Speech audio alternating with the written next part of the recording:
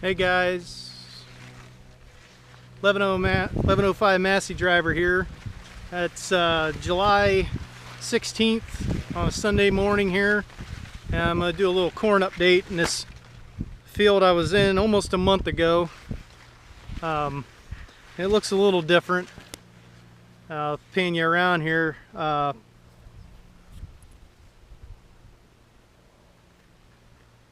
I'm out in the middle of this field roughly, and I don't know, it's not looking too bad. A good week of rain here this last week has certainly helped. Plenty of moisture in the ground. I don't know exactly how much this area got, but I'm hearing anywhere from 4 to 8 inches just in the last week. And south, like Columbus and south and up around Cleveland, got probably even more than that. But yeah, it's looking a lot different than it did a month ago when it was only a few inches tall. Now, a lot of this is anywhere from chest to neck high. I'm almost 6 feet, so 4 or 5 feet tall. A lot of it is. There's some spots though. Back there, if you look towards that house up on the hill, there's a spot up there where it's maybe knee high and a little thin. Not sure if there's some compaction going on or what the deal is, but yeah, I mean, most of it's pretty consistent. There's some up and down in it, and that could be dry and wet. I mean, it's been both in the last month. Not seeing a lot of insect damage or anything. A few years ago I had corn in this field and had a lot of worm pressure on it when it was younger. You know, they'll drill through it when it's rolled up, and then when it folds out you'll see a hole through the leaves the whole way through. But I'm not seeing much of that in here. A little bit, but not like it was that one year. It was real bad. But I think I'm seeing some. They had some pretty high wind and whatnot over here. I do see some, looks like, I don't know if it got hailed on or what happened, but there's some spots where there's some funky stuff going on with these upper leaves. I know they did have some bad weather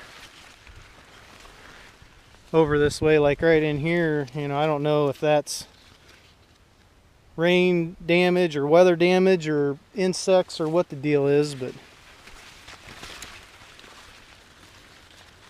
everything's getting a pretty good hold in here. There's nice anchor roots going and whatnot, and good color in here. A couple spots where it's a little pale, but I think for the most part it's looking all right. I'm gonna try and splice in some footage from that last video for Soybean Farmer. He suggested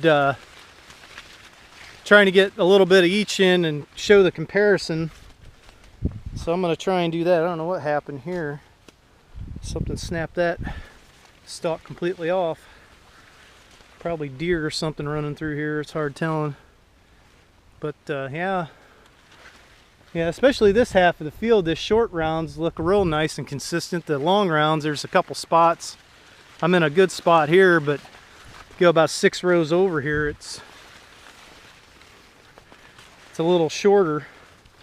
And I don't know if that's ground conditions or what. You can kind of see down through there maybe, where it's kind of higher and then lower and then comes back up, and it does a little bit of that wavy stuff, and that's, my guess is there's some compaction issues,